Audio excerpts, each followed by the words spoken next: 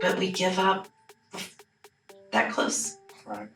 Because it's too hard. Or it's that limiting belief of saying, not for me. So-and-so can have it, but not me. So-and-so can do that, but not me. Because I can't do that.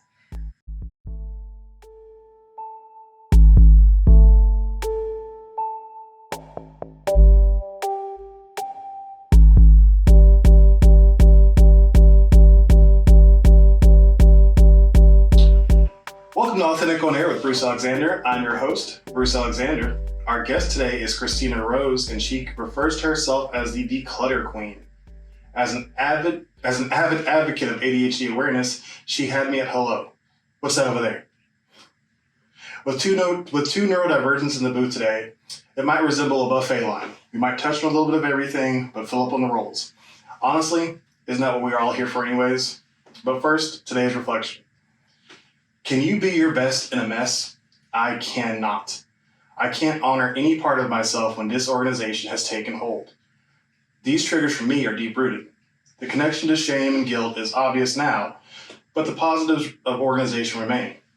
As we sit today with our guest, I hope you will think about your relationship with mess and your best, and challenge yourself to be honest. And as always, I am genuinely interested and would love to hear any interesting, surprising, or revelational insights you uncovered. So you can hit me up on Instagram, Facebook, Threads, or LinkedIn at Authentic Identity Management. At some point, the avalanche of insights will crush me. Until then, I'll keep asking. As I sat down to write for this episode, I found myself at a loss of words. I was as surprised as you probably are hearing it. Even if they are sometimes the wrong words, they are usually easy coming out. Most of the time. As I prepped for Christina, I kept seeing the phrase, getting your shit together. After an unknown period of time, staring at the blinking insertion point of my blank screen, the obstacle materialized. Fear. Do I have my shit together? Across from me sits someone who, also like me, has ADHD, but she has made a career out of reprogramming herself and others to rise above this limitation. What if she sees me? Sees that I am where she started and I am full of doubt that I will ever be successful again. I've talked about the paralyzing power of fear previously on this show. I've been afraid so much of my life. I've experienced so much uncertainty.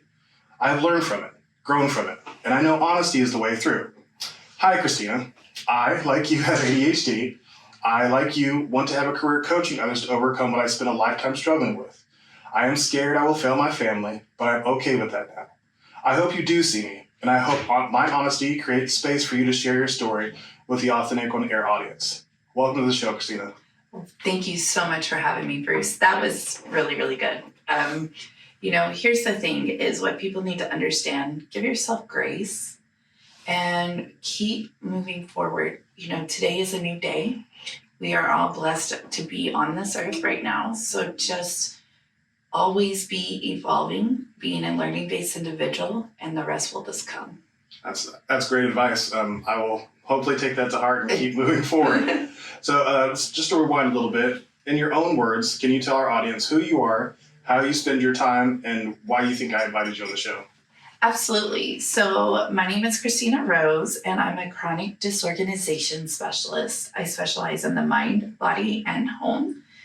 And I am a coach as well, and I have a program. It's called Getting Your Shit Together. And SHIT actually stands for self-care, happiness, inner peace, and time. So it's one of those things that when you look at that, it could be such an ugly word. And when you turn it into something beautiful and you have something to look forward to every day of how I'm going to get my shit together today, it really takes on a whole new world. And it just truly evolves into that as well. And the most important thing about that is self. When you are taking care of yourself, you are able to pour from a full cup because your cup runneth over. And then guess what? You are able to genuinely help other people, help yourself, you feel better, you look better, your mind is clearer. With us with ADHD, is we're chasing that dopamine high. So we get so caught up in the everyday and we lose focus of time that we tend to forget to take care of ourselves. Oh, I didn't go to the gym today, or oh, I didn't eat till 8 o'clock at night. And that's not taking care of ourselves because we're not putting good things in our body. We are, or we do a deadline, we wait till the very last minute, and then we work all through the nights, pull a couple of all-nighters to make sure that the job is done. Well, how is that taking care of yourself? So you're literally just draining your cup. So it is so important to each and every day is to take care of yourself so you can take care of others. Absolutely. I think that's really poignant. So knowing all that, as a person with ADHD, how do you have the confidence to coach others in disorganization of all things? Because I've lived it and I'm still living it each and every day. I was in corporate America for the last 20 years, and I was in casual dining and fast food. And my life was not time management. It was restaurant first, everybody else second, a house somewhere down there in the world. And it was a realization of during 2020, I went through a healing journey and a spiritual journey, and I learned really quickly I don't have my shit together. And I was 85K in debt. I literally breathed on fumes. I was pregnant, and it just was like, there has to be a better way. I was living in flight or flight from all the trauma that I had endured in my childhood and in my adult life. And I just kept going. I didn't stop. I didn't move. I just kept going. Well, when I went through this spiritual journey, it was, okay, habit. I have to reprogram my brain. So that's where my mindset comes in. So that's where the mind of the getting your shit together, why I did the chronic disorganization specialist, because when your mind is right, magical things can happen. But when we're when we're constantly talking about ourselves in a negative outlook, when the world, we have basically paralyzation, we've got to have that body double to do things like that. Well, when you don't have anybody, or you're depressed, or you have anxiety, or you've been through so much trauma, like you just talked about a while ago with the root, okay? There can be the most beautiful flower bed, but when you start looking up close, if you don't take care of that flower bed and get in there every single day and pull those weeds from the root, more and more are going to come back. So when I go into these people's homes, and when I was looking at myself, I had to heal my trauma from the root. I had to get down and reprogram my brain from the root. And when we do that, magical things can start happening, because guess what? You do have inner peace now. You have found your happiness. So then it all ties in together. And what's the one thing we can control throughout our day is our time. But we always let our time control us. I know a little bit about that. My wife, who's listening right now, will definitely tell you that time blindness is a huge issue for me. As I was listening to you say that, you talked about healing deep trauma. As a coach, do you feel qualified to deal with that part of helping somebody reprogram themselves? I give them educational tips of what I have researched with ADHD, and things that I have learned, give them books to read, more of from a scientific point. I give them books to read, I give them lessons to do, but when it comes to being a therapist, I'll be your, sit on my couch. I will be your, I will let you get it all out. But I do encourage seeing somebody, on the way over here, I was on the phone with my therapist, it's something every Wednesday morning without fail. I am up, I'm ready to go. So 7 a.m., I get on the phone with her every single day. And people need to understand it's not let's put it in the closet. They are there to just help. We don't need to bring everything back up to the surface and, relive anything. We just need to be able to know that's a trigger. How do I reprogram that? And how do I release and let it go? Because you don't necessarily have to relive every single bit of your trauma to heal. Right. But you also need to do the inner work to be able to heal and release it, because it no longer serves you. Mm-hmm. It's not doing anything for you anymore. And when you're able to do that, when you are able to release that from your mind, and then those limiting beliefs that sometimes we don't even realize we have, because our subconscious is formed between the ages of 7 and 14. From the ages of 0 to 4, we are in the theta state. So what that means is everything, it's like a sponge. It's when you are so far up on your manifestation level, you're basically living in a different reality because you see and hear everything from different things. That's what a 0 to 4-year-old is. They're learning so much and can absorb all of that. And so it's very crucial to be able to help yourself understand that you didn't have that control, and being able to release it and let it go. But also on the children's side, then you can actually help them develop the great skills. Mm-hmm. And believe me, this is why I'm doing this, because guess what? I have a 16-year-old that I was not this way with. ADD got the best of me. I didn't do good in school. So went into customer service, was really good at it. And I kept telling myself, that's the best I can do, And then I woke up. I literally woke up, and it's a whole new world out there. And that's what I want to be able to help my clients with, is understanding, yes, life is hard. No matter if you've been through trauma, no matter if you are living the most glorious life in Bali, life is hard, but choose your heart. Mm. And when you keep learning and you keep growing, that's what we're supposed to do as humans, is evolve and learn and grow. It's okay to take a different path. It's okay to do something different. And I promise you, the only ones judging you are the ones that have the insecurities about themselves. Right.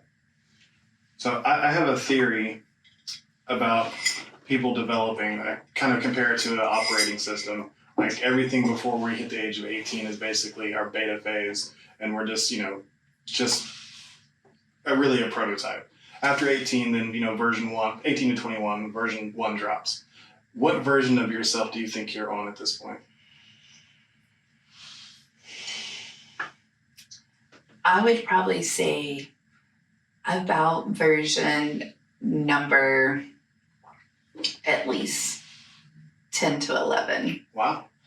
And just because I have evolved so much, like I said, I did not have the best childhood in the sense of 12 to 18. But I have seen a lot in my life, been through a lot, seen a lot. So to me, I can honestly say I kept going. I didn't heal from it, but I kept going. But I would say I truly am in the best chapter of my entire life. And it's truly amazing to see how far I've come. And what do you think has spurred on the development of each of those versions? So one, my I'm going to prove you wrong aspect growing up, and my mom was an addict. There's a lot of my family that are addicts, and I never wanted to be like them. So I always tried to do the opposite, and I wanted to live a good life. And so it was like always like, okay, I have to keep doing more. And I have always just been the most forgiving person, the most loyal person. That's just who I am. I'm a giver. And, and I always see the good in people. There is good in everybody. It's just sometimes it's buried. And so my overall mission in life is to just help others. You know what I mean? Because when I am helping others, I'm ultimately helping myself, because it makes me continuously rise. If I'm going to ask you to do something, I am that type of person that is going to do it right there beside you or have already done it. And my biggest motto is do unto others how you would want to be treated. So I do that in every aspect, Like, how is someone going to pay for my services when I'm not even living it? My life is not perfect. Not everything in my house is organized. I live a functional system life. I have a time management program, but I have to work on that daily. And my clients are just something that keeps me going. So that's why I love it. It's like when you get in business for yourself, or when you're doing something for yourself that truly makes you happy, you're never working a day in your life, and you are living your best life because you are moving forward. I have an uncle that truly is a brilliant businessman, and his motto is just having fun, literally just having fun. And that's what he lives there, because life is too short. I lost my mom when I was 22. And, it's, like I said, I've seen a lot. So life is precious, and, it's one of those that it can really be seen from a different set of eyes. You just have to clean your glasses. I like that statement before. You talked about addiction a little bit. Can you tell me some more about that? And also, is that what you lost your mother to? So I grew up, my mother's side of the family were addicts. And it's an awful thing. It really is. And I just decided, like I said, I was not going to be there. My mom had a few car wrecks, hurt her back, and the doctor prescribed prescription drugs for her. I could honestly say my mom was magical when I was a little girl. Magical. Pageants, hence Declutter Queen. But she got hooked on prescription drugs. And it spiraled for years. And my brother as well was addicted, but he was more on the meth and things like that. And so she got sober because she needed to get his kids. So the Child Protective Services came in, so she needed to get his kids. So she went to rehab, and I'm happy to say that she was clean the last 5 years of her life. But the damage had already been done to her body, and she got pancreatitis. Well, the pancreas exploded, and within 3 days, they were trying to do the fluids to flush her system out, and she went into kidney failure, and then she went brain dead, and within 3 days, I lost my mother. And that was, a very pivotal moment. I kind of had to grow up. I had to take custody of my brother's children. I had a child myself. My oldest, he was only 11 months old at the time. So, I'm a kid myself, having to plan funerals and take care of all of that. And, then I have extra responsibility that just was tacked on to me. So I that was another reason why I really went a completely different direction than that, is because I never wanted my kids to be around that. And I never wanted to be around that. And like I said, and you hear all the time now where people are overdosing on fentanyl, and it's just awful. I don't wish, Al-Anon is a great resource, you know what I mean, to understand, because sometimes you can be the enabler. And, yes, I know you want to help them. That's your kid or that's your spouse or whatnot, but that's just something they're battling their own set of demons, and you can be there, but sometimes they just don't want the help, and you just need to be there when they are, but you might need to love them from afar. And you said you were 22 when this all happened? Yes. Wow. Yeah. That's a lot. It really was, and it's one of those things that it's one of my parts of my story that I try to use for good, to tell people, you know what, like, keep going, don't give up yet, and if you are trying to get sober, or you're 8 days sober, or you're whatever, just one more day, guys, just for today, remain sober, and then get up in the morning and do it all over again. So 22 years old, and you had an 11-month-old, and you were taking on 2 more children that were how old again? So no, actually I took on 4 children. You took on 4 children? Yes. So 13, 10, 4, 2, and then my 11-month-old. Oh my gosh. Mm-hmm. How hard was that?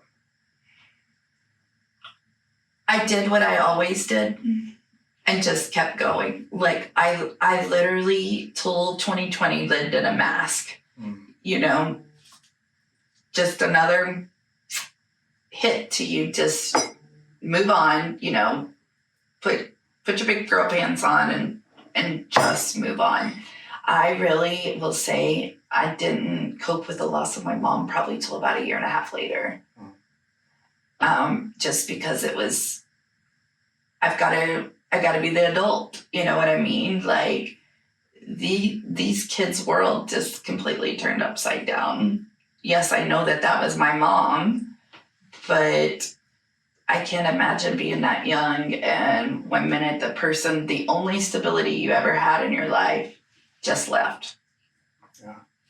So I remained with custody for almost 3 years, and it was taking a toll on it had already taken a toll on my mental health, but so much that I feel like I was no longer being the parent that my son deserved. And there were some problems because of the past that they have had.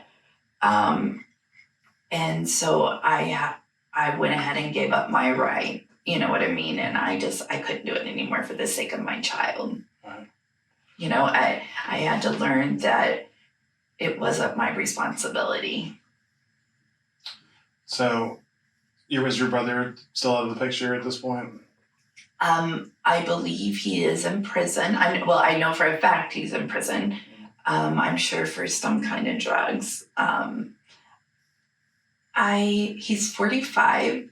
My hope for him is one day he just sees, like, you have grandchildren now, you have more children now, like, I hope that this time in prison might change. I don't know. Like I said, I will always love my brother, but I'm just going to love him way out there. Right. And he doesn't get close. So, I mean, giving up the kids had to have been hard. What happened to them? So, luckily, the kid's mother was able, the kid's grandmother, so the grandmother was able to take them. I do know the oldest is in prison as well. And the young one, of course, my mother had physically adopted 3 of them, but then there was another one that came in after the adoption. I do know that he has autism and things like that, which doesn't surprise me. But I can't tell you where they are or anything like that. I hope that they are truly living their best lives, and I wish them, nothing but love and understanding. So the show is about authenticity, and some people think that means like only leaning into the parts of yourself that you believe are good. And to me, it has so much more to do with realizing your limitations, seeing where your weaknesses are, seeing what's hurting you and what's toxic, and also what you can't control. So that this, is a lesson in having to let something go. It's an extreme lesson. I can't imagine how hard that would have been, but it allowed you to flourish later in your life. And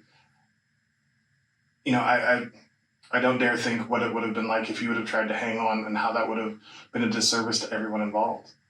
So, I appreciate your self-awareness to be able to do that. How soon after that was the point where you felt like you woke up and started being active in your life? Mm, Here's the thing is, like I said, everything that's happened throughout my life, my rape, my molestations, trauma from my husband's a 100% disabled veteran, PTSD, losing my mom, just all of these things. I literally just kept going. You know what I mean? Like, I have a child. I need to make sure I do the best for him. Just keep going. So I can honestly say, I did not start really taking that mask off till about 2.5 years ago. And in relation to giving the kids, so you were 25 when you gave the kids up. And how old are you now, if you don't mind me asking? Absolutely. I'm 38. So I literally got married a year later, and we're still together to today. So I just that book's closed. Let me just move on, and it even made my ADD worse, because now I never had dealt with any of my root issues. That's another one. Just keep doing it. I've been through worse. Just keep moving on. And it came to a head, it's one of those that I woke up one day and I didn't know who I was. I didn't know what I'm doing this for, and it's like, I look around, everybody sees me as this, she has her life together. No, I didn't have my life together, and I'm still working on it very, very, very hard each and every day. And I think that that's the most important thing with my coaching is, guess what? What I'm telling you to do, either I've been through it or I'm working through it right now as we speak. I am going to be your accountability partner, and I'm not here to just sugarcoat something. So if you want something sugarcoated, I'm not your girl. In this sense of, you can push yourself a little further, and I will help anybody. I will be there for you, but you have to do the work yourself. Right. I'm going to hold your hand as long as you're right here, but my hand doesn't reach very far back. I like that.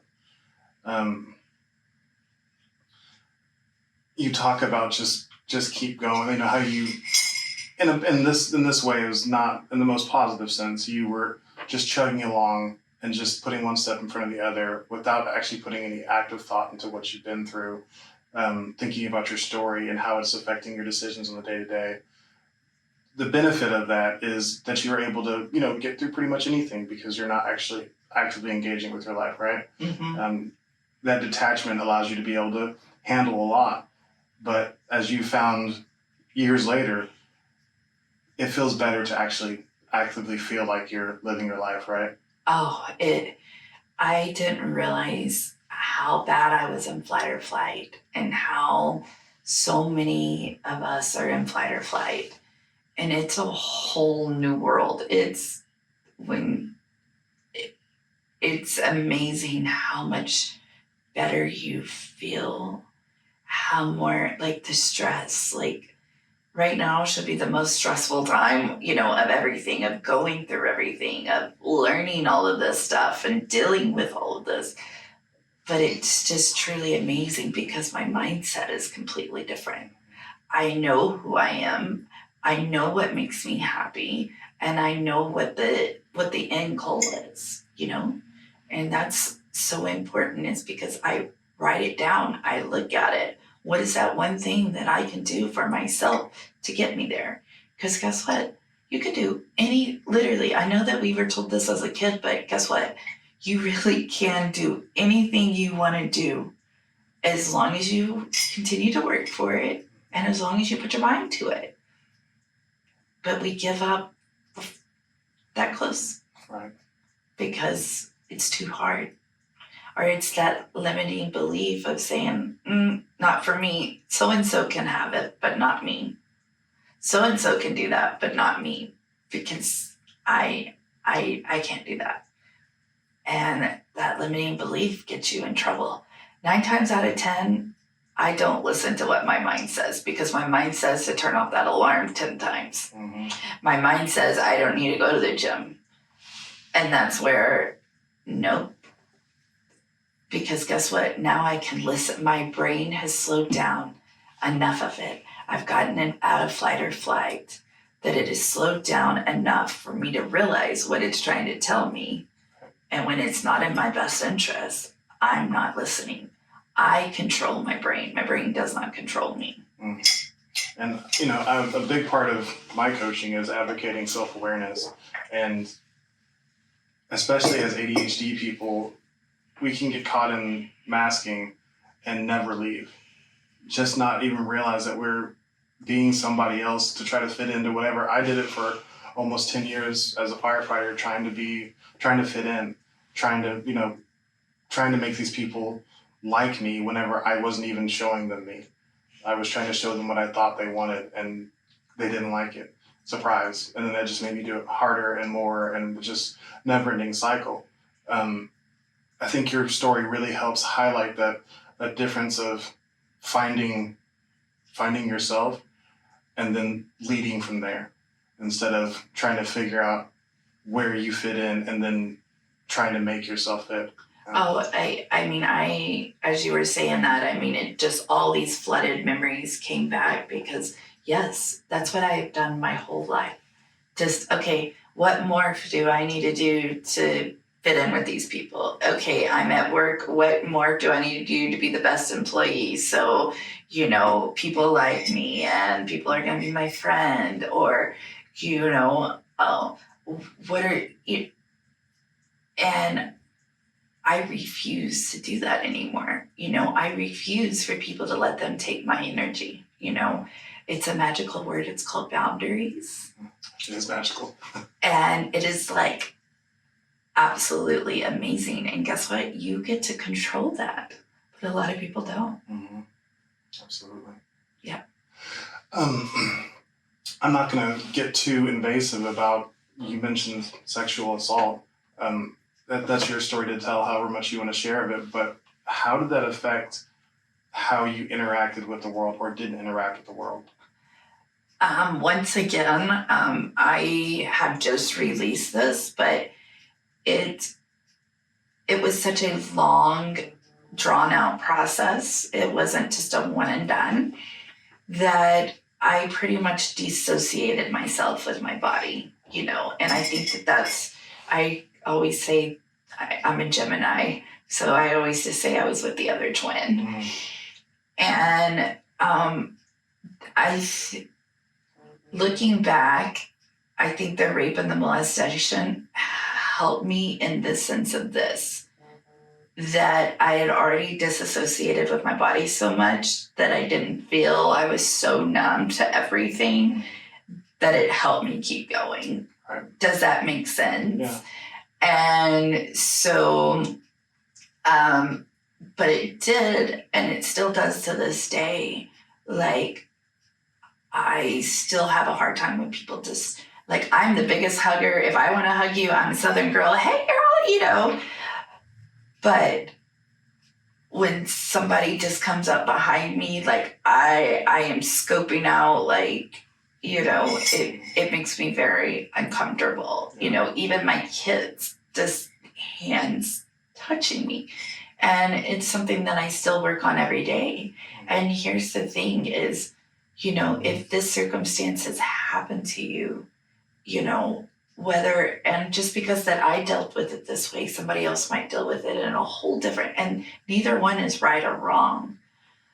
Just do yourself a favor and make sure you do the inner work and heal and release that, because it's not fair for you to carry on that burden.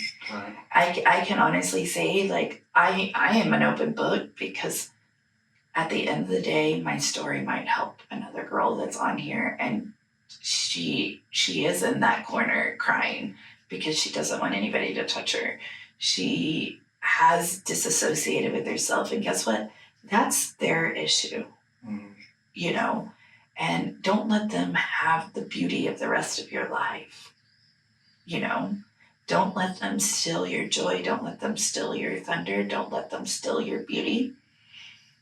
And I just hope that, they can be able to heal and move forward from it. But I will say, I did have a lot as I was doing work with my inner self and self-awareness, is I didn't realize how much, like, I could turn myself off in a dime. That's where it's like, I love where you're being your authentic self, because it was so easy to become that body double of, so it's one of these, it's now people are seeing me and they're like, what are you doing? I'm like, no, I'm being me. This is me. Like, I'm no longer wearing the mask. This is who you get, like her or not, and this is me. You either like me or you don't. Have your relationships suffered from, can you think of any relationships that have suffered from that? Oh, absolutely. I stand up for myself, so the boundaries, I've lost some friendships and family members due to that. And then it's one that I always used to go with the flow, like, wouldn't speak my piece, or if they upset me, I'd just bury it down. So now I really feel that a true friendship, we're able to tell each other when we hurt our feelings. And, hey, girl, like, you say you're getting your shit together, but you're doing this, this, and this. Are you really? Normally I'd be like, I cannot believe she told me that. No, she's telling me that because she is my friend and she is understanding. Like, she just wants the best for me.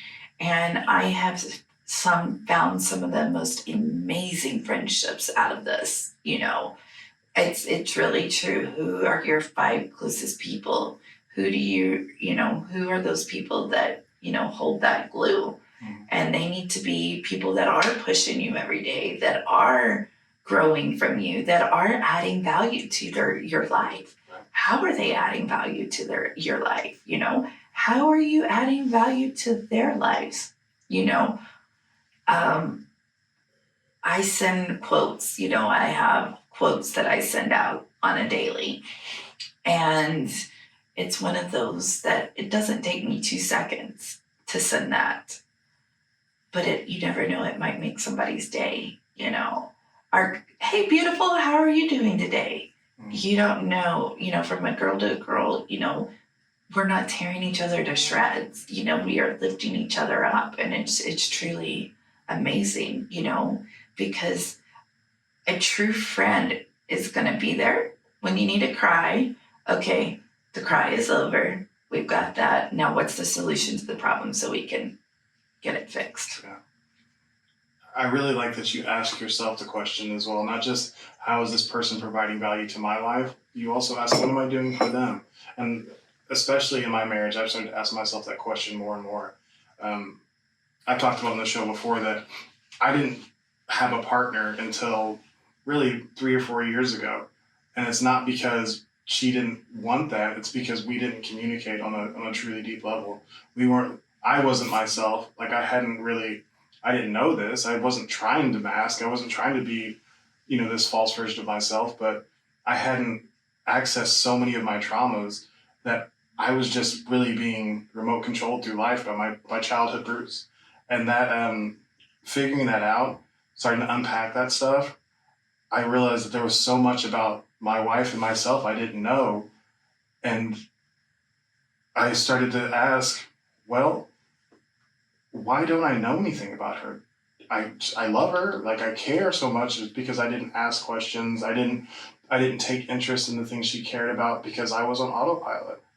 So I started to ask what am I doing to make her life better? And I've tried to be an active, more present husband because of that. And so I really think that, I challenge everybody to ask yourself that question. What am I offering to the people around me? What do I do to try to enrich their lives? And, especially your top five, it should be a really mutual, beneficial relationship where you guys all make each other better. That's the goal, right? Oh, absolutely. And I mean, I'm the same way. I will be married 13 years, and we've been together 13 years, so we'll be married 12. But it's one of those things that I just now have a husband because of that reason. We both had so much trauma that we were living in fight or flight and autopilot for so long that we were not each other, And I will say, for over a year and a half, we moved into separate bedrooms. And we decided to go to counseling just for ourselves. And it was the most best thing for my marriage because we were able to find ourselves, which in return made our marriage so much better. Because when we heal our wounds, we're not reflecting it on the other person. And when our cup is filled up and when we start asking, well, what do we want out of life? Then you tend to do the same for your spouse. Absolutely. And then just probably 4 weeks ago, we started going to marriage counseling, not because our marriage is bad, but now we have worked on our inner trauma to where we're not projecting it on each other. So now it's all about the communication of moving forward. Right. It's, okay, how do we communicate? Because clearly we weren't doing that the last however long, Right. So it's building a new foundation is all it's doing, because like I said earlier, people are going to counseling when it's too late, versus, hey, why does this person do this? Or to better understand. And it's just a non-biased person trying to help you with that. But when you're in there, well, she did this, he did this. It's hard to work on that. And I will say that is the best thing, going to therapy for yourself, getting that to where you can start working on your marriage. Absolutely. So, because guess what? A lot of that's just ego and a lot of that's insecurities projected onto somebody else. And then you're getting nowhere. I think one of Al-Anon's big phrase they use is keep your side of the street clean. I think that's huge in marriage. You can be part of a marriage and spend so much time blaming the other person without ever really looking at yourself. But if you just keep your side of the street clean and take care of your business, there's, let's take the dishes, for example. I'm terrible about this, but it's a good example. The dishes aren't done and I'm upset. Did I do the dishes? No. But they're not done. They're still my dishes, right? Like, they're the dishes that, it's my house. Even if my wife didn't live here, I'd still have the kids. The dishes would still get dirty. So I could do the dishes as well. If I'm upset about it, I should just do it.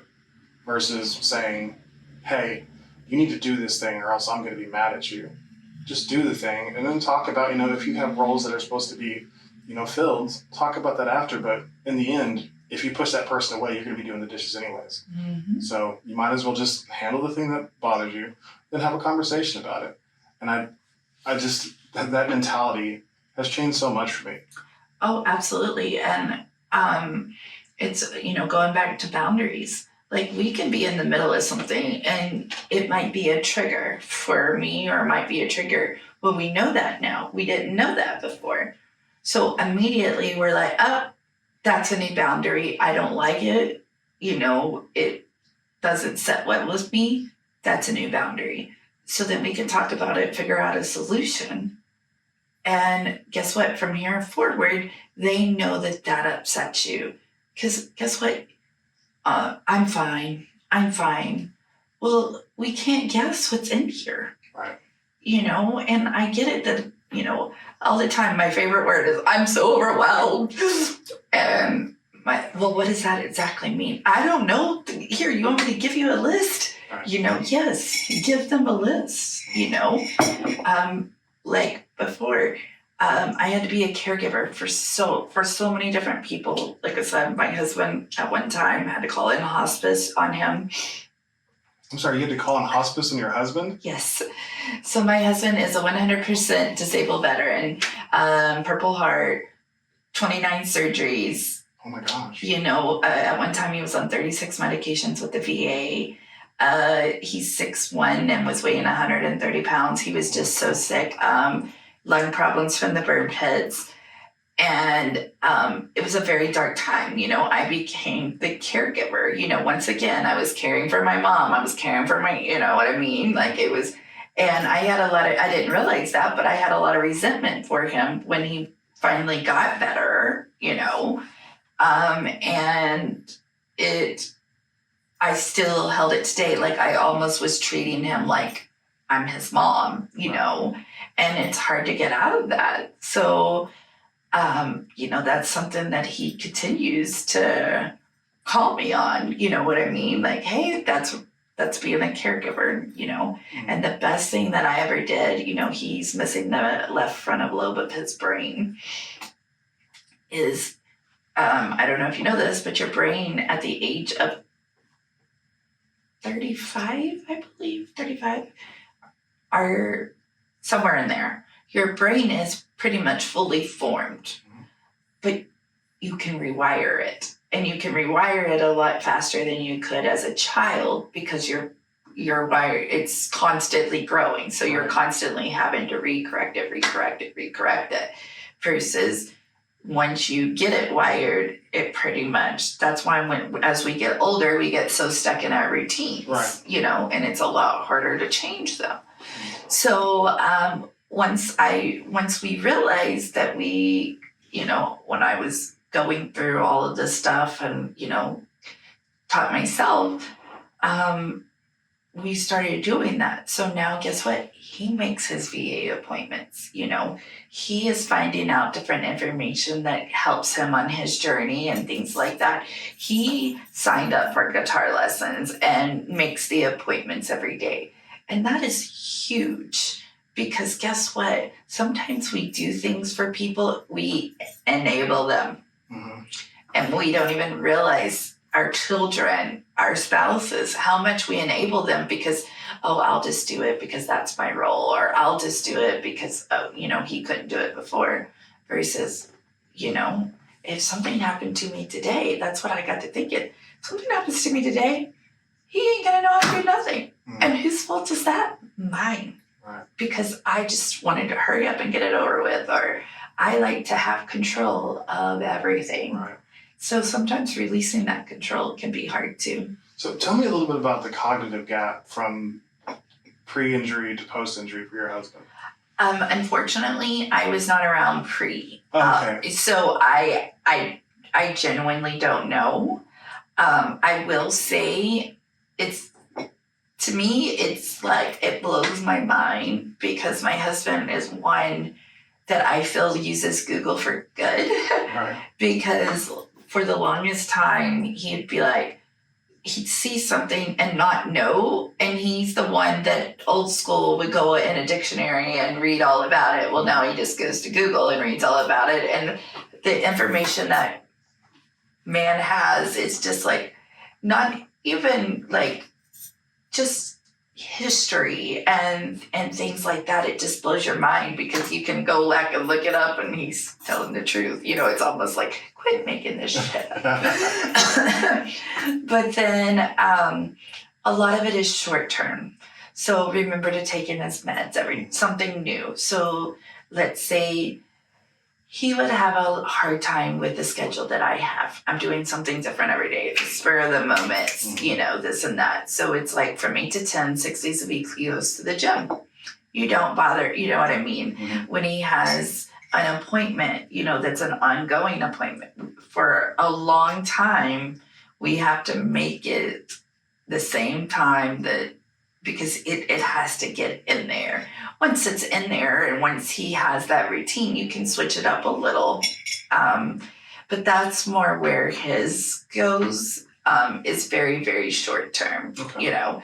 Or if he gets a phone call, if we don't write it down right then, he's not remembering. So it can be kind of interesting at times because my ADD and his, you know, it's like, oh Lord. I mean, he actually sounds a lot like me. Like my schedule needs to be pretty regimented. I have to put it in my calendar as soon as I book it, or I'll miss stuff. Like I have to stick to the calendar, and on things like going to the gym, like I have to do it at a similar time, or else I don't make time for it, you know, and then all of a sudden it's gone. And so I think that's one of those things where we make these assumptions. I hear all the stuff that happened. I would have definitely assumed that I needed to take care of it. I would have thought that, you know, he's not going to be able to make phone calls. He's not going to be able to, you know, have the wiring to be able to really take care of himself. But he sounds like he's really very similar to me whenever it comes to handling life. Whenever it comes to big phone calls and handling bills and stuff, my wife handles that for me. Now, it's not so much because I can't, it's just because she was good at it. And we're like, you're good at that. Let's put my energy elsewhere where I can be better and let you handle. Now, if she were to be gone, I'd struggle getting on the same page with all this stuff, but I could handle it. I know enough, I think. I will say this about my husband is when I stopped treating him like a child, and it's the same, okay, you have a child with some sort of disabilities, heaven forbid, but I love the parents that show them to use it as their superpower. Mm-hmm. That's what I've always used my ADD as my superpower versus, I have ADD, I can't do that. Now, granted, I used to be that way, but now I do know it's my superpower.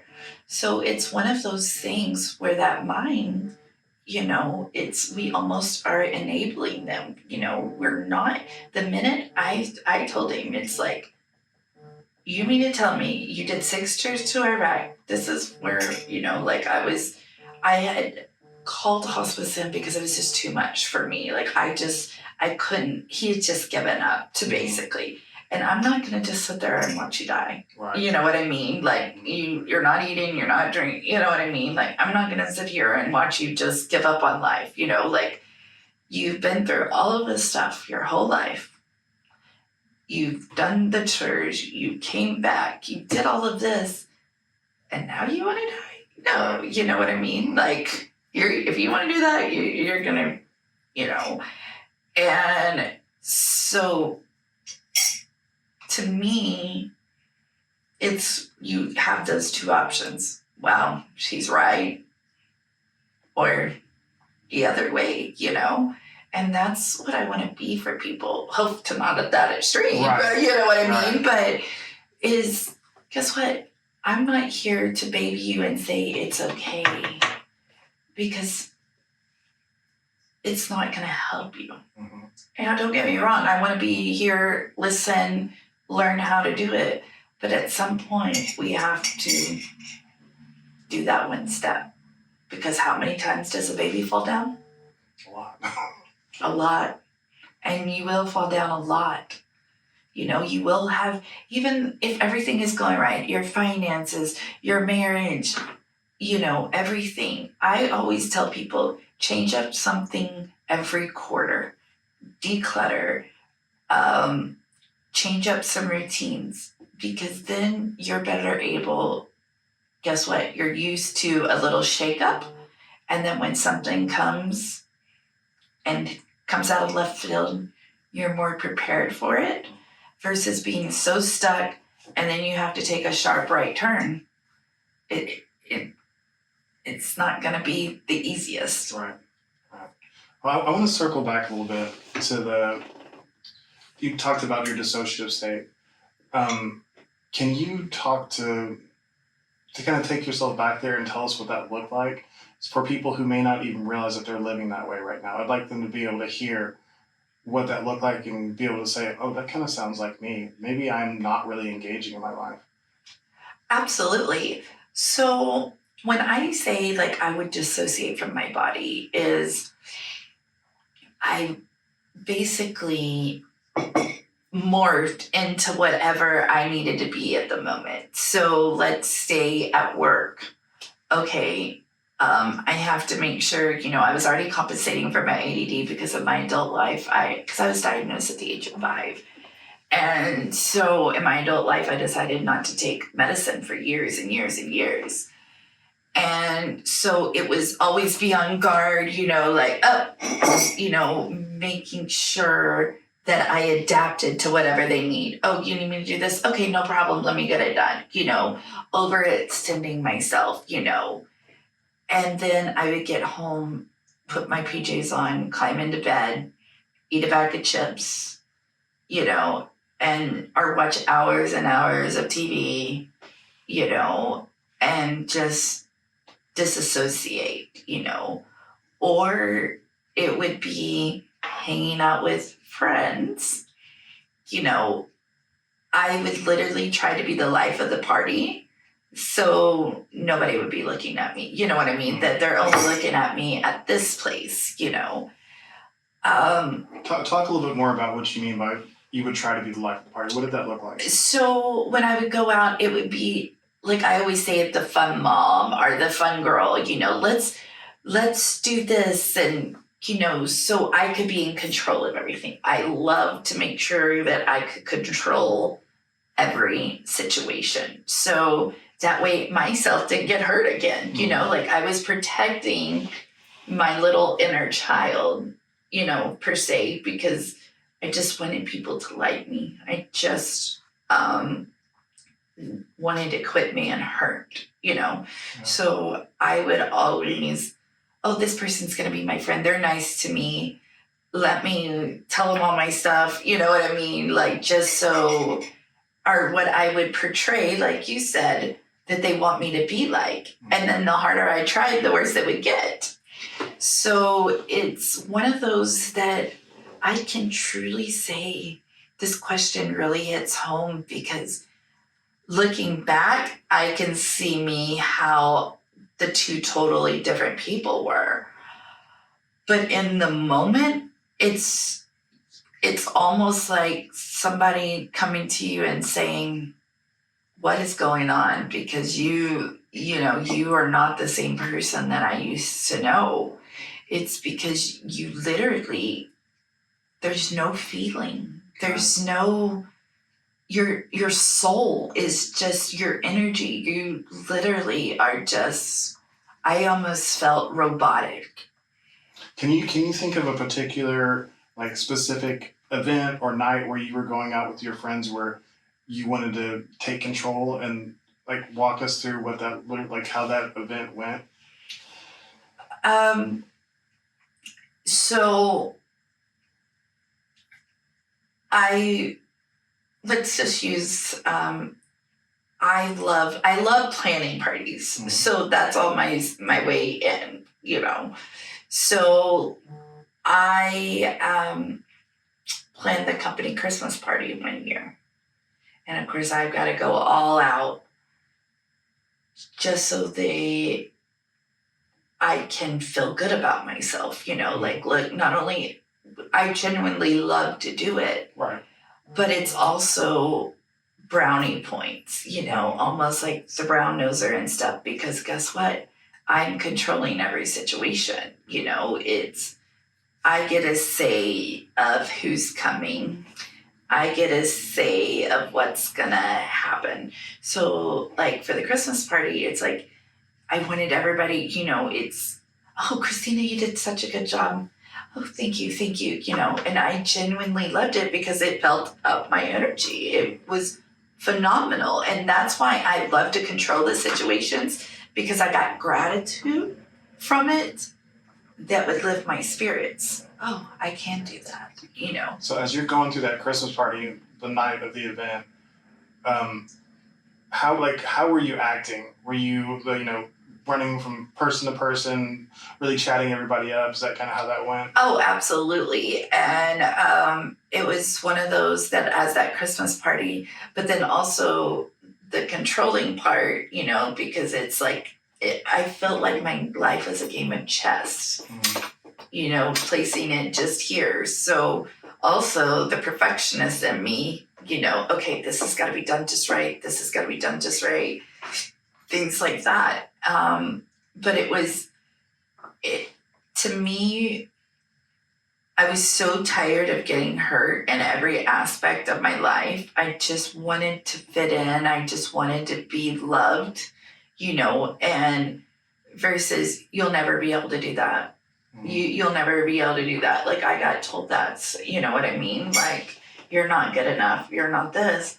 Well, in those environments, I was good enough. In those environments, I showed off my creativity, what people love because of my ADHD versus it being a disability.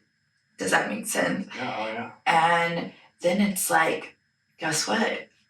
I used it as a way to meet new people and stuff, because I wasn't gonna go to you and start a conversation, but you come to me and I'm gonna talk your ear off. Mm-hmm. I'm gonna be the one standing in the corner until somebody comes up, and then, okay, well then I'm gonna talk. So, it's just an instance where I absolutely love doing it. The joy that I saw everybody have, it was the magical of the Christmas, and just I always say my mom was Pinterest mom before there was Pinterest. Mm-hmm. And, it was, but like I said, it's always a game of chess, because then when I'm controlling, I don't have to, I don't get caught off guard. I don't have to let any emotions go, because I know exactly what's going to be happening, So it's one of those that I am learning. Do I still love entertaining? Absolutely. Do I still love it? Yes, because I love it. But I've also known this time around with my friendships, my relationships, business relationships, and everything, they're getting me. So when they genuinely want to be around me, it's because of me, of who I am. And they know that I love these things, and I genuinely just want to do it to bring joy into people's lives, even though I always was doing that, but I was doing it for an ego versus what value am I truly adding? I was adding it for me. Yeah. It was what am I going to get out of this? No. How did you feel when something went wrong in one of those events you planned? Tailspin. In the moment, I would jump into action, you know what I mean? Like, okay, we got to do this, and this, pivot or whatnot. When it was all over, I would beat myself up to no end because of the perfectionism behind it. How do you handle it now? I don't care. It's just one of those, like, where I'm putting on a couples retreat at the end of the month, and 4 couples are coming, and we're doing a night where the men are dressed like the wives, and the wives are dressed like the husbands, and we're going to play Cards Against Humanity and board game night, and we got to play with a pool and all of that. And it's like, I just drew names of what rooms you get. Like, either you're happy or you're not. Like you can't please everyone, so just please yourself, Right. but do it in a manner that your ego isn't involved. Yeah. Yeah. That's good. Let's talk a little bit more about what you do in your business. What is one of the biggest benefits you say your clients walk away with after having worked with you? How to do it by themselves. Mm. So my long-term, especially my coaching clients, I am not teaching them that they need me forever. I am teaching them how to get their shit together so that they can do it themselves. Yeah. And just keep it going because, like I said, the world is ever evolving. You're ever evolving, Just because you have a bad day doesn't mean you got to have a bad week.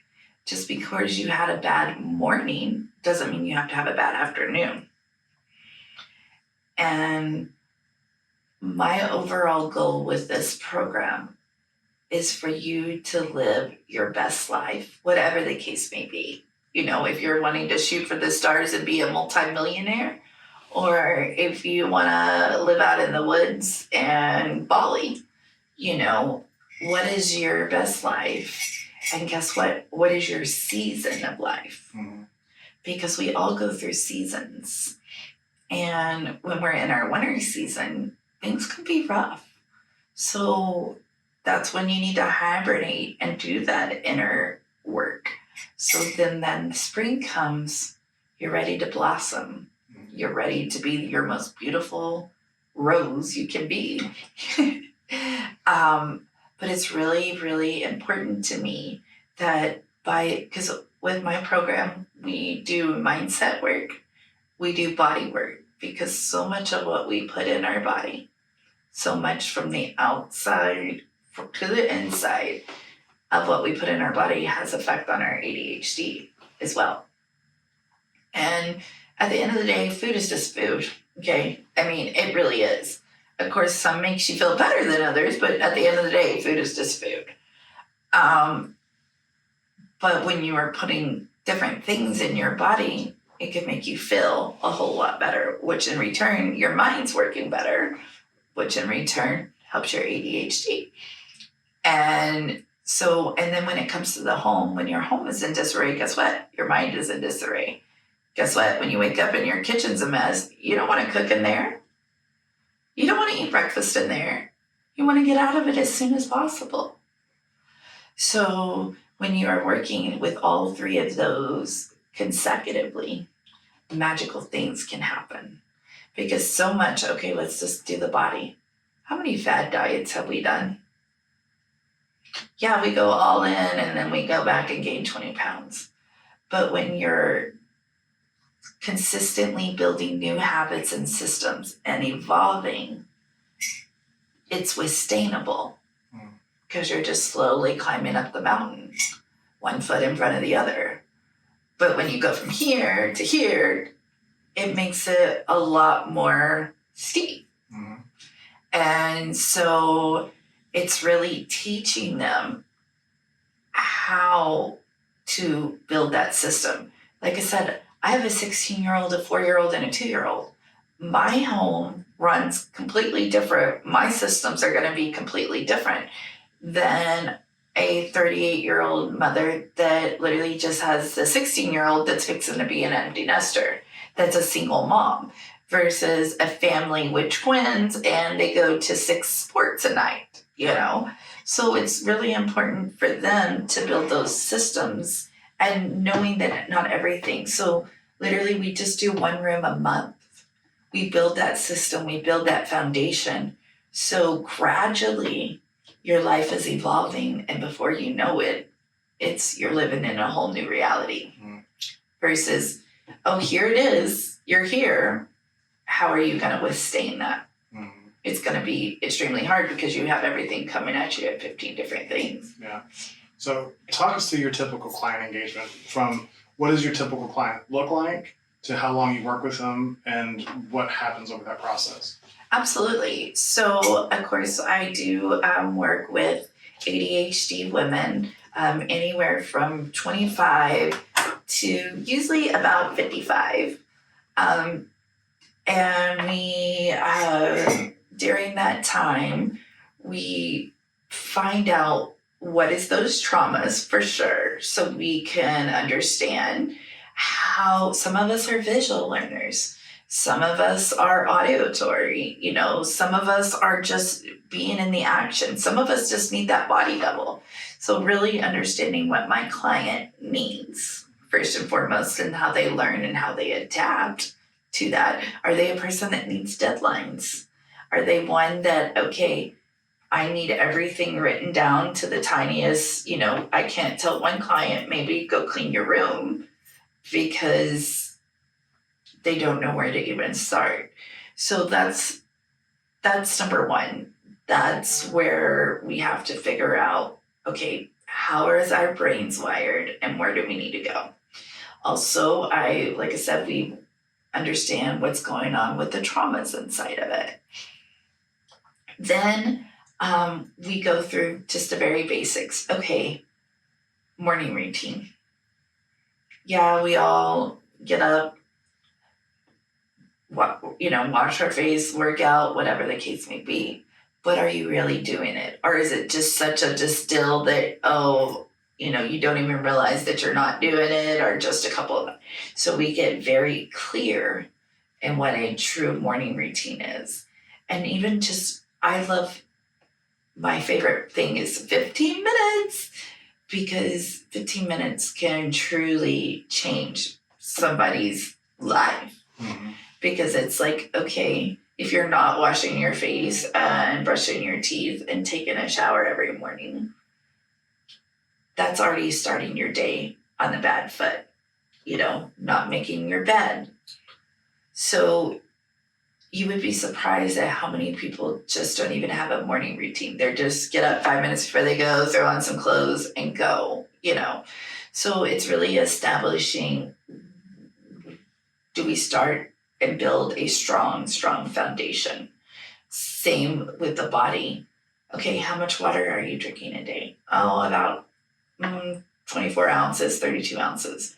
Well, of course, when we go to sleep, our brains, it basically almost dehydrates through the night. So you need to rehydrate your brain so it's awake and fully forming. So, that's just one little small step of, I call it habit stacking from Atomic Habits. I absolutely love that book. But it's just slowly. So the body, just instead of that Coke today, just drink water instead, or flavored water. And then, for the home, okay, we're just going to go in and declutter this week. One room. Pick the room that we start with. We're decluttering that. And then as we go on, it just intensifies. Okay, so the next month, now we're adding, and we're working with each other through the whole month of, really starting to your self-care, all right? Asking those hard questions. We go through, it's a lot of self-discovery with this, because you're finding out what makes you happy. Well, my job. No. Get some depth in there, because if we don't even know what makes us happy, then we are going to continue to not be able to do that, because you got to know what your passion is and what makes you happy so you can live a fulfilling life, And then working within that inner peace, what are we doing to be able to move forward and release? We do a lot of journaling work. We do a lot of gratitude. I live in a state of gratitude. I am forever grateful that this is my life, and I'm just amazed each and every day. But, a lot of journaling work, a lot of planning, just planning out your day the night before, not necessarily meal prepping, but meal planning. So you already know, you don't have to say, what are we having for dinner? We already know what we're having, Mm-hmm. And appointments and things like that. It's just the planning of it. And so as we get on, so especially when it comes to the home side, So the first part, we're just decluttering that room, kind of getting a very basic system. Well, just for 2 weeks, 3 weeks, all I ask you to do is keep up with that system in that one room. I'm not asking you to do the whole house. I'm just asking you the dirty clothes and the laundry. You've said you want to do these 5 things in this room every single day. Right. Make sure, without a doubt, the thing is, you're going to have to tell your mind, because your mind's going to say it's fine. Mm-hmm. So it's really working. So that way we're starting so small that it's not so overwhelming for people, because let's face it, when they are calling us, they are overwhelmed. They don't know where to begin. And if you overwhelm them and put on a load of information on them, it's going to be too much. And my overall job, the reason I do this, is so at the end of the 6 months, they can continue those patterns to make them have a better life. But this is something that's ongoing for the rest of your life, is keep evolving, keep getting your shit together, evolve your self-care, evolve your happiness. You know what I mean? Evolve on working on your time. Well, so over that 6 months, how many times do you meet? We meet online once a week. And then I either fly to their house once a month, or if it's in town, I go once a month and we do a room a month. And we build. How many clients do you have to fly to? Just one. Good. Which to me it's like, ooh, yeah. So just one right now, but the rest are here. How many? So with that model, meeting on online makes things easier to fit more. How many more clients could you take on? Well, I'm hoping by the end of September, I would like 6 to 8 clients. That's my max, because especially with me, I want to make sure I have so much other going on as well. And I really want to make sure that I always put my family first. Yeah. And no amount of the money in the world is worth that. I always tell people, this is what gave me my second chance as my 4 and my 2-year-old. I get to do this over. And I want to be able to do it right. And I have 2 years left with my son, 2. And I want to make sure that I'm there for his junior and senior year. What does he need out of a mother as he's getting ready to grow up and be, yes, he's already becoming an adult, but, grow up and do. So it's very, very important to me, even more than my little children, is to make sure that I do things and break that intergenerational trauma. And what I mean by that is, of not being there for his games and, always being gone to work and things like that. Like, I want to be present. I want to be involved in my oldest's life, and really build that relationship. I never knew it, how much I talked at people instead of talked to people. And when I realized that, things really started changing. And sometimes I still catch myself doing it, and it's like, so I really, that's the most important thing to me, is I want to be able to be this community builder and be all these things for other people. But I don't want to spread myself too thin either, and I want to give those clients, and also I still just organize people's homes too. I'm working right now on bringing in some more organizers and stuff. That way I can fully concentrate more on the coaching side, and I still get to go in and organize homes. It's just on a much more needed scale. Right. Versus just the closet that needs to be done. But I want to make sure that my organizing clients get the same treatment as my coaching clients, that they need their service. And then I want to make sure that my time is not spread too thin, because that leads to burnout. And I want to make sure that I am taking care of myself. Here I am doing to others that you would want them to do to you. So it's like, if I'm learning from a coach, I want them to be practicing that message that they're giving me, Right. not just telling me what to do while I go and drink 3 Cokes on the side. Mm-hmm. So I want to get back to parenthood in just a second. First, I want to ask you, what is authenticity? Like, how do you define that?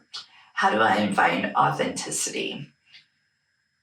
Being an individual and the person that you feel the most comfortable with. And what I mean by that is if nobody was around and it was just you, who are you? What defines you as a human? What is your purpose? How often you're the original. There's no other person like you.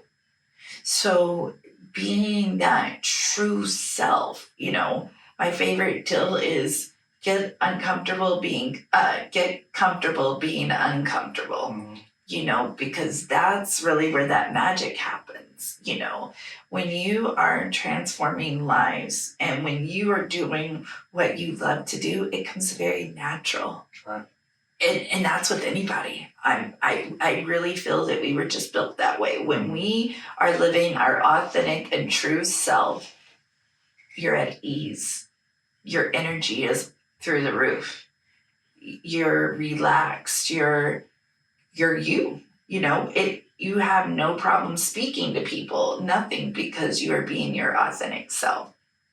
I agree with that to a degree. I think that involves some unmaking of the habits that we've built trying to be something else. I definitely comes at ease to me now. There was a long period in which being myself felt very uncomfortable. I felt like nobody's going to like me. Nobody wanted to hear what I had to say. Nobody cared. A lot of doubt, a lot of depression. Moving through that, it feels very natural now. It feels way better than it ever felt, even when people, quote unquote, accepted me whenever I was pretending to be something else. I'd rather have people not accept me being myself, because the ones who do, it feels much more rewarding. Kind of dovetailing off of that, it's really easy for a lot of people to lose themselves, like lose their identity as they become parents and spouses. How do you feel you've navigated that as you've entered this best version of yourself, as you put it? Time blocking, like it's huge. Like, perfect example, and I will say, like, I am on point with this. Another thing that saved our marriage is Friday night date nights. A lot of times we don't even leave the house, but phones go up, children are in bed. It is being, whether it be watching a movie, hanging out in the garage, or whatnot. It's okay. When I am planning my quarter or my week, it is so important. What are the most important things for me?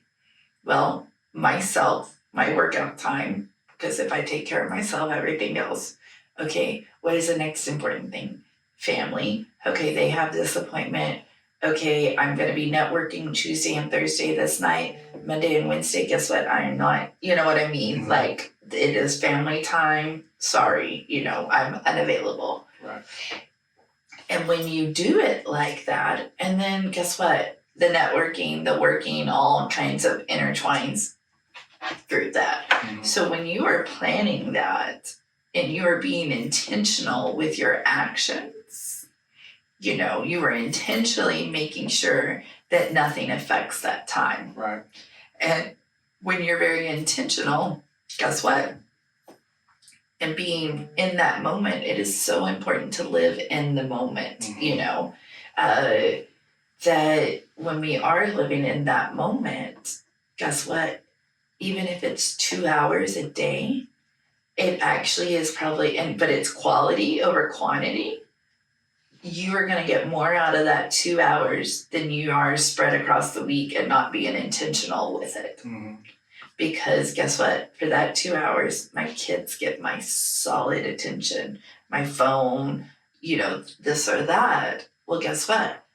it's so funny because we have a command center, and from 8 to 9, it's spend time with Dustin. So everybody, like if they're over on a Saturday night or something, it'll say spend time with Dustin. And everybody laughs and they're like, oh, it's our time to spend time. But I've literally carved that out to where, guess what? Somebody can't go and put time with me or this and that. Like I've thought of it. I put it down on paper. Now it's in a calendar. Now we're all seeing it. Right. So that's 4 different touches within that time that I have intentionally made sure that nobody takes that away from me. Mm-hmm. So time blocking is huge. It's a huge way of how you help maintain your sense of self, because you're intentionally moving through those different phases of your life and giving them your full attention. Absolutely. I mean, just like this, it's like, okay, when we were discussing on when we could do it, okay, I have this to this time. Mm-hmm. Okay, perfect. Let's get it in the calendar. I literally do that from the time I get up so that I probably have 25 alarms. Wow. Go off throughout my day. 1, to make sure I'm on track. And 2, it's just making sure I don't forget something, I have a speech next week I've got to do for a women's conference. And it's like 3 or 4 weeks before that, I have an alarm going off. Okay, have you written your speech? Mm-hmm. Have you said your speech?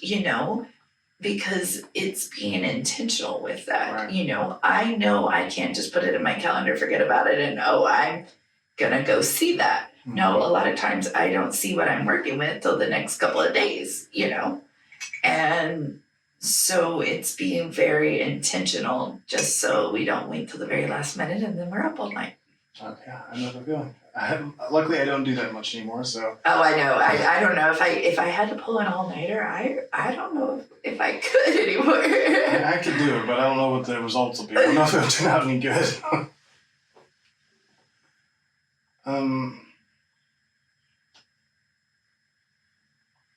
So being an outspoken advocate for neurodivergence, what role has that played in your life? Like, as you have gone forward, speaking out about it? This one is probably the hardest, I'm going to be totally honest. When I was diagnosed at the age of 5, I lived in a very small town. It was just, I legit thought, okay, I'm abnormal or what, you know what I mean? Like, I got to take medicine. And truly, I didn't hear about it much. And truly, like I said, I quit growing. So I just, back in the day, all they had was Ritalin. It made me real skinny. I didn't eat, I didn't sleep. So I just quit taking it, And I had literally pivoted so much that I could, what I thought could maintain it, which in a lot of ways I did a very good job. In a lot of ways I didn't. Right. I didn't realize how much I didn't maintain it until I got back on medication. But of course, medicine has way evolved since I was a kid. So I really, like I said, it was normal for me. It was, okay, you need to do your job like this, this, and this. Okay, I'm still doing my job like this, and this, but I've got to do it my ADD way. Well, my son, my oldest, was diagnosed with ADHD or ADD. And I'm like, wait a second. He has none of the same symptoms that I do. Are you sure? Well, then that's really when I really started digging in. And it's like I started getting on all of these groups. Well, come to find out, they were like, well, I'm having this problem. Okay, just do this. Oh, well, that worked. Okay, you know what I mean? Like, or they would say something and I would kind of go and be like, oh, well, I can do this, And it's one of those things that overnight I was like, wait a second, I can help a lot of people because I have literally been through this for over 30 years. Like, and now granted, they might not be the textbook way. Right. I mean, let's be honest, but I literally just turned it into my superpower. Right. I really, really did. It made me very successful in the career that I was in.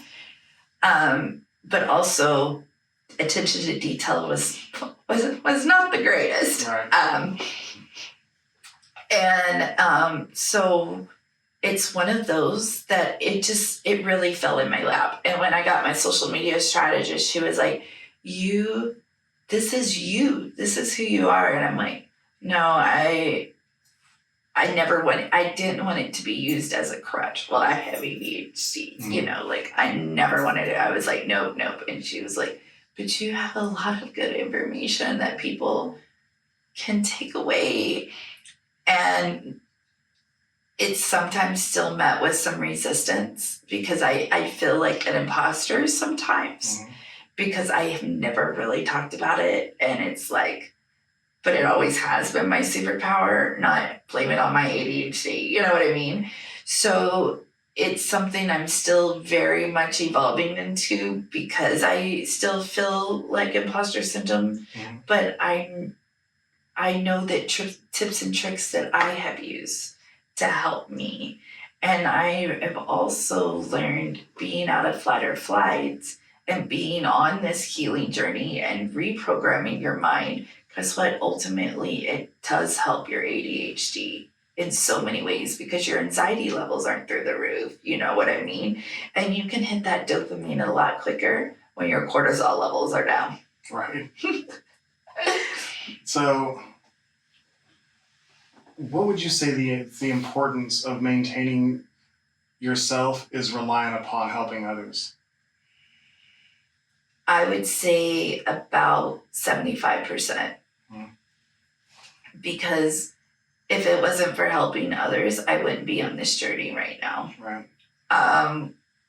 And because I've always, just try this, I always love to train people, like, oh, I have knowledge. Let me give it to you. Knowledge is power. Right. So in my little field, in wherever I was working at, I learned and grew in that one area. I just didn't learn and grow in life. Right. But I wanted to give people that information. If somebody's willing to learn it, let them. And so it was one of those, and it made me feel so good because guess what? Somebody learned from me. I helped somebody. I think I secretly always wanted to be a teacher, but I didn't want the 35 kids in the classroom. Right. I think it is something about being ADHD that training or teaching or coaching people really engages us in things in a way that we still get to talk, we still get to be actively doing something. We're not focusing on just doing the thing the whole time because we're helping somebody through the process. It really kind of lights us up and brings out the best in us. So I'm glad that you found coaching and that you're sharing, especially the ADHD part of your journey with other people, because I was diagnosed late. I was not late, but in my 20s, I'd always been successful in school. I had no problems until I got to college and learned that I had no study habits because I'd just gotten, by on being smart enough. And then once I needed to develop those, I crashed and burned for a long time. And I got diagnosed, and still, then it was even early 2000s, and it was you're missing some chunks of time and you're late all the time. Take this medication, it'll be fine. I didn't know anything about the executive dysfunction, about the masking, the dysregulation of emotions, like all these things that I experienced had no connection to ADHD for me. I had no idea. That didn't happen until 2 or 3 years ago that I, dug back into the research and started to realize how many aspects of my life were affected by ADHD. And I was like, oh, that makes so much more sense why I couldn't get along with people, or why I always felt different in situations, why this conversation was so boring to me is like, oh, they're talking about normal things that to me aren't interesting. I'm not interested, so it's like this conversation sucks.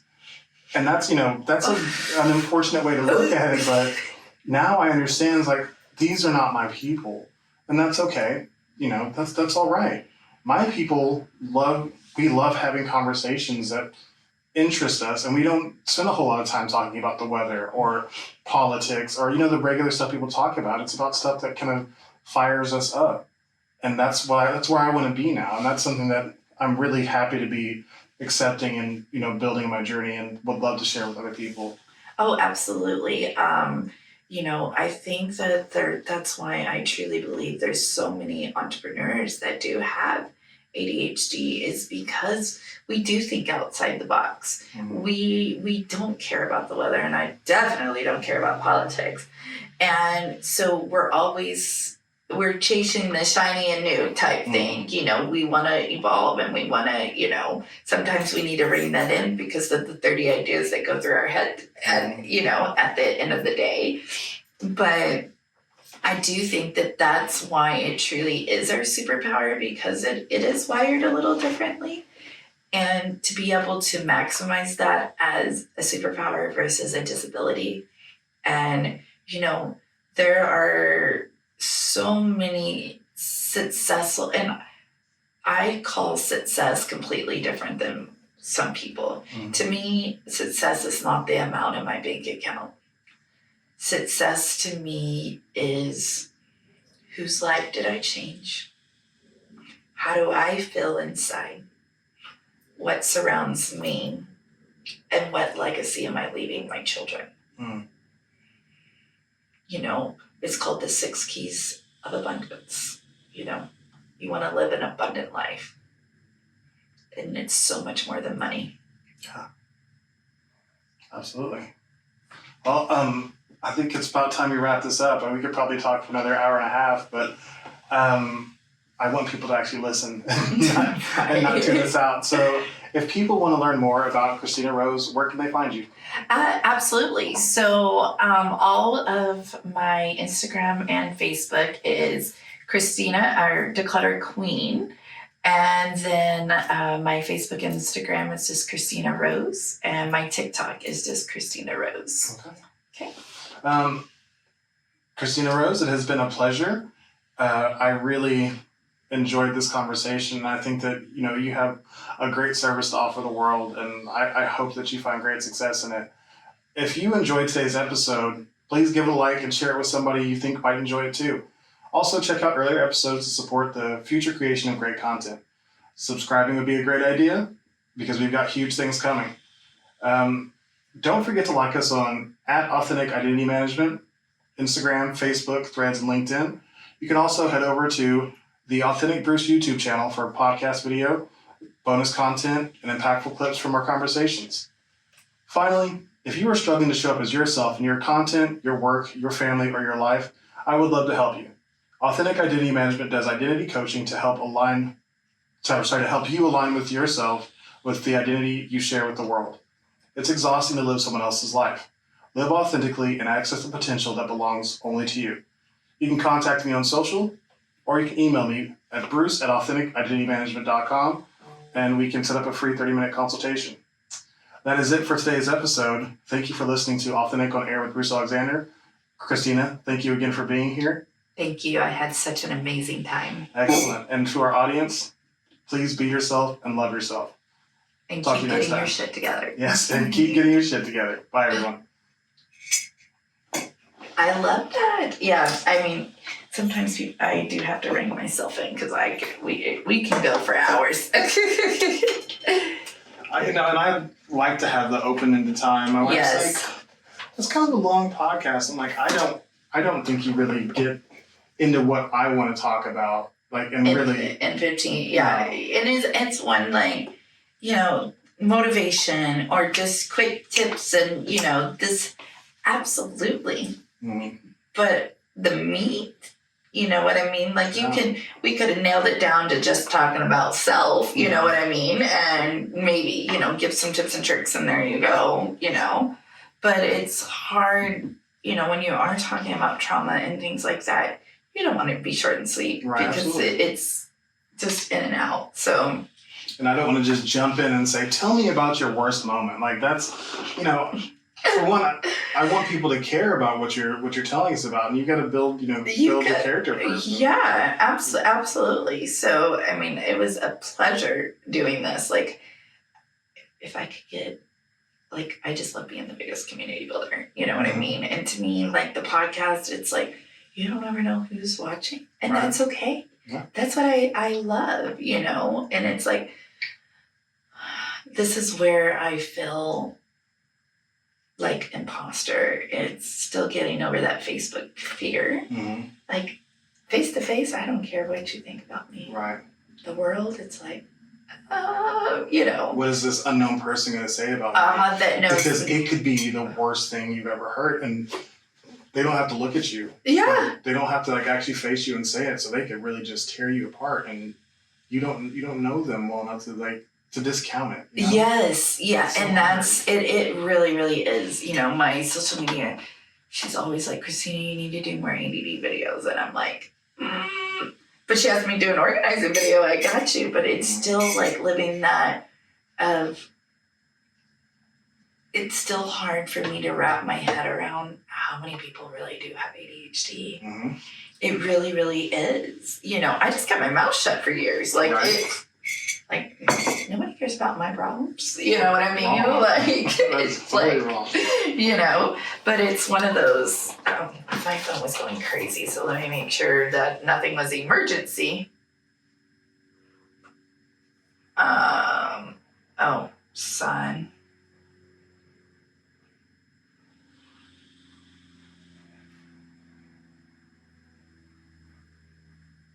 Oops, wrong person. Okay. Monday is cooler.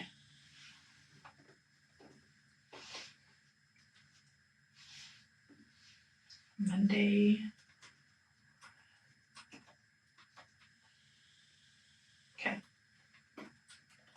Okay. I just want to make sure I get Yeah, this it was definitely blown up. I was like, jeez. I think you're the only person who has a longer text vibration tone than I do. Okay. Like mine is super long, and my wife's like, "Are you getting a phone call?" I'm like, "No, it's just my text message." Yeah.